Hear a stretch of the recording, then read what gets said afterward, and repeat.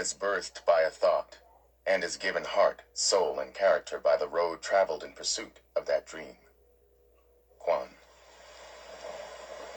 Prologue. The rain had started early. From the dark clouds that had been brewing all morning, it looked like it was going to be a full-blown storm, but so far it had been limited to a constant drizzle.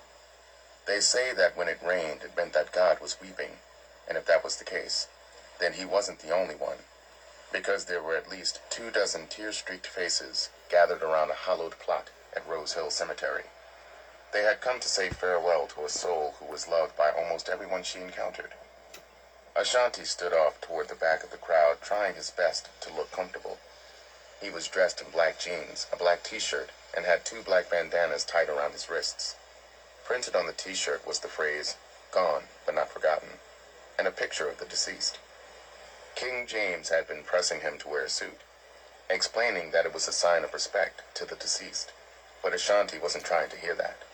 A lot of the people at the funeral knew him, and therefore knew how he gave it up, so wearing a suit would have been out of character for him. Respect or not, he would say goodbye to his friend the same way he had said hello. G'd up. On the other side of the plot, someone had broken down into tears, which made Ashanti uncomfortable. He had been around death most of his young life, but this was only his second time attending a funeral. The first time had been when his mother passed, and that was only because social services made his current foster family take him. She had given birth to him, so they would always share the bond between mother and child. But other than that, Ashanti felt nothing for her. How could he bring himself to love someone who had sold his sister off into prostitution to pay her own debts, and released her baby boy to the streets to feed her demons? He felt no sorrow when his mother passed, only closure, because the one person who had been able to hurt them would never be able to again. A cold chill ran through Ashanti's body, bringing him back from the place his mind was trying to take him. Standing to his left, hands folded over each other and head bowed, was Alonzo. He had passed on the suit also, and opted for a button-up and some black-on-black Prada shoes. Alonzo, known as Zoe Pound to those who knew that part of him, was the younger brother of a dude who ran with King James named Lakim. Though Lakim was notorious on the streets, Alonzo wasn't without his fair share of horror stories. He and Ashanti had gotten tight since both of them were reluctantly recruited into King James's crew. Like Ashanti, funerals made him uncomfortable too, but he volunteered to roll with Ashanti when no one else did, partially because he knew how important the deceased had been to Ashanti, and partially because he knew the parts they had all played in her death.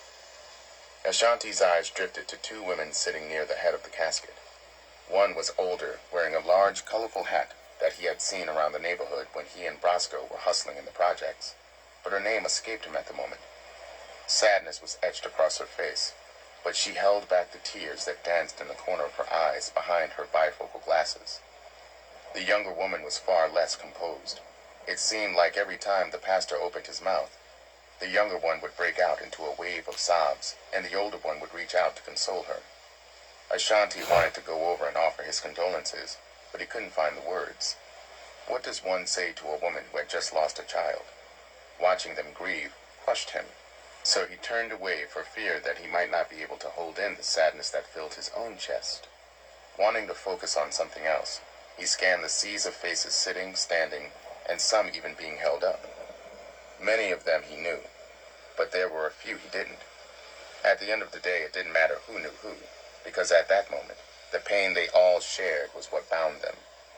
Though he was standing merely a few feet away from her casket, his mind still couldn't process the fact that Gucci was dead.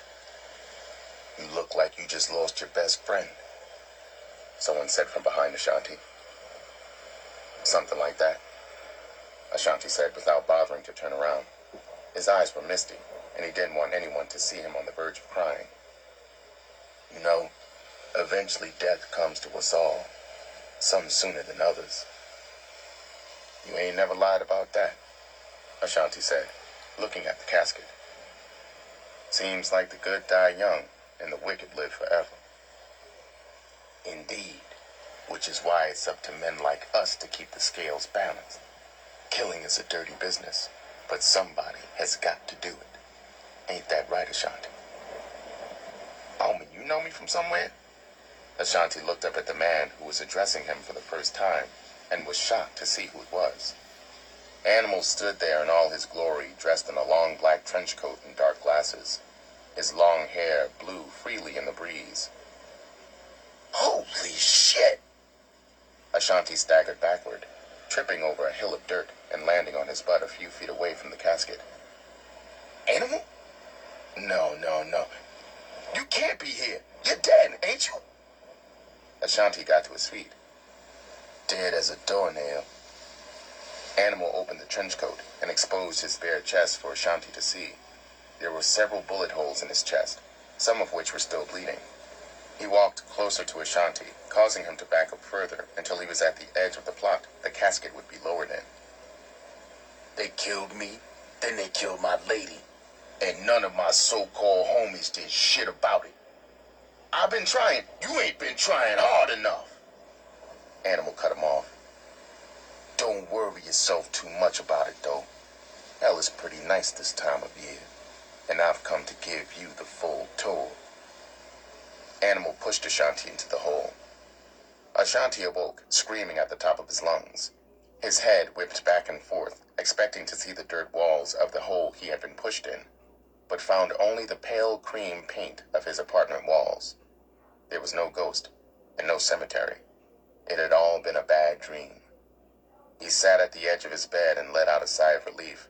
Then he grabbed the half-empty bottle of tequila on his nightstand and tossed it into the wastebasket. No more Cuervo before bed. I'm switching back to dark liquor.